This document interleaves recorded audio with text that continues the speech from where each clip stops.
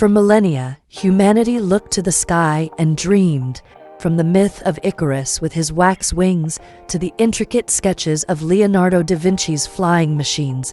The desire to conquer the air is a story as old as civilization itself. But for all that dreaming, every attempt had ended in failure, often fatally.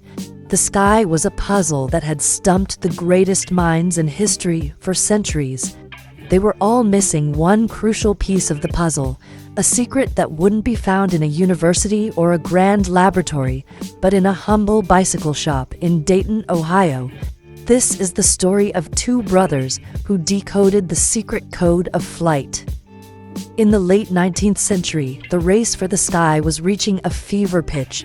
Pioneers like Otto Lilienthal in Germany had achieved remarkable success with gliders, making repeated, controlled descents that captivated the world. But Lilienthal's method of control was primitive. He shifted his body weight, dangling his legs to steer, much like a modern hang glider. It was an art of balance, not of command. In 1896, a gust of wind stalled his glider, and he plunged to his death. His final words were reportedly, "Sacrifices must be made." His death sent a chilling message to the world.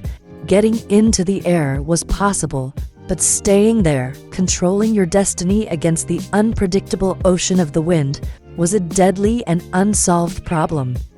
Enter Orville and Wilbur Wright. They were not wealthy inventors or formally trained engineers. They were brothers, business partners, and brilliant mechanics who ran a successful bicycle shop. Their daily work was not with grand theories, but with the practical physics of balance, stability, and control. They understood intuitively how a cyclist doesn't just steer the handlebars, but leans and shifts their weight, making constant, subtle adjustments to remain upright. They saw a flying machine not as a ship to be steered, but as an inherently unstable system, like a bicycle, that required a rider's constant, active control. This perspective, born from gears and spokes, was the key that the more academic inventors had missed. The brothers themselves were the perfect team, a fusion of complementary talents. Wilbur was the intense, visionary intellectual, the one who first became obsessed with the problem of flight and drove their research forward with relentless focus. Orville was the more cheerful, optimistic, hands-on genius, a gifted mechanic who could translate Wilbur's ambitious theories into functioning wood, wire, and cloth. They were a closed system, debating, arguing, and refining their ideas with each other in a partnership so close that they often said they thought together. The breakthrough began not with an engine, but with an observation. Wilbur watched birds, noticing how they twisted the tips of their wings to turn and maintain balance in the air. The concept of a rigid wing was wrong. A wing needed to be manipulated. The eureka moment came in their bicycle shop. While idly twisting an empty inner tube box, Wilbur noticed that even when the box was twisted, it remained strong and rigid. He realized he could apply the same principle to the wings of a glider, twisting them in opposite directions to bank and turn.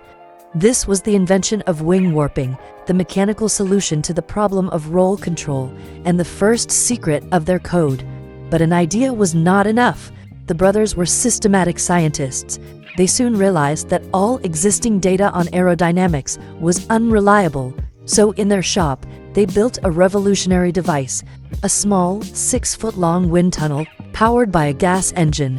For weeks, they meticulously tested over 200 different wing shapes, measuring the lift and drag of each one. They were no longer guessing. They were creating the world's first reliable tables of aerodynamic data. They were writing the foundational mathematics of their code. Solving the problem of control was only half the battle. They also needed power. No automobile manufacturer could provide an engine that was light enough and powerful enough for their needs. So, with the help of their shop mechanic, Charlie Taylor, they designed and built their own. It was a marvel of primitive engineering, a lightweight, 4-cylinder aluminum engine that produced a mere 12 horsepower. They also had to invent the science of propellers, correctly theorizing that a propeller is not a fan that pushes air, but a rotating wing that generates thrust. Their hand-carved propellers were an astonishing 66% efficient, a feat of engineering that modern designers still admire. This scientific rigor led to the complete solution, the secret code of three-axis control. They understood that to truly fly, a pilot needed independent command over three dimensions. First, pitch, to make the aircraft climb or descend, which they controlled with a forward elevator.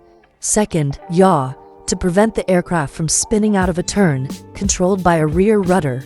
And third, the most crucial and revolutionary piece of the puzzle, roll. Their wing warping system, ingeniously connected to a cradle the pilot moved with their hips, allowed the machine to be banked and turned with the grace and precision of a bird or a bicycle. This was the complete code, the key that had eluded humanity for all of history. With the code in hand, they needed a place to test it. They chose the remote, wind-swept sand dunes of Kitty Hawk, North Carolina. The steady winds provided lift, and the soft sand promised a forgiving landing. There, they built their machine, the 1903 Wright Flyer.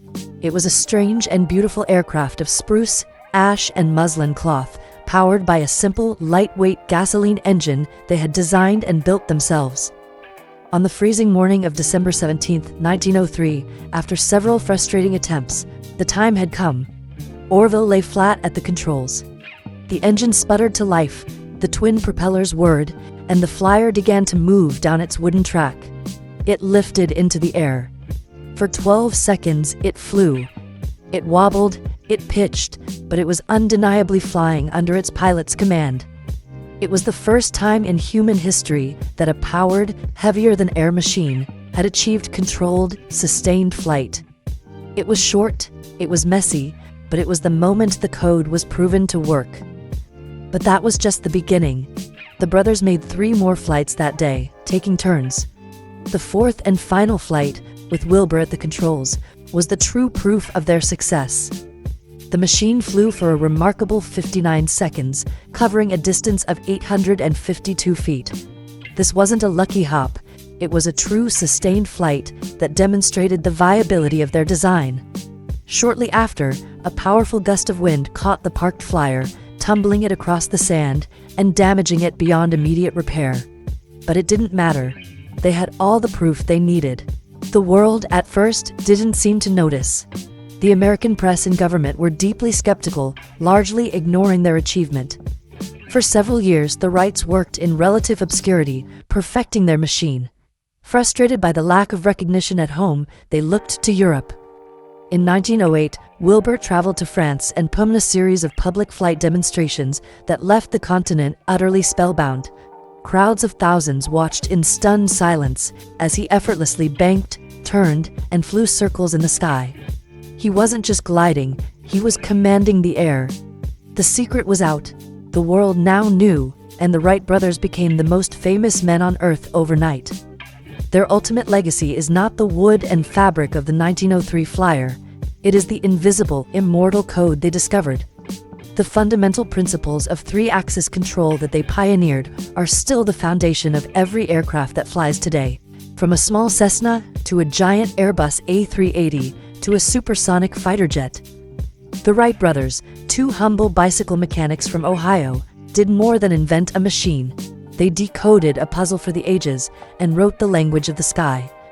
And that is the architecture of the code of the Wright brothers. Remember, history is more than a story. It's a code. And there is always another layer to decrypt. Subscribe and continue the investigation with us.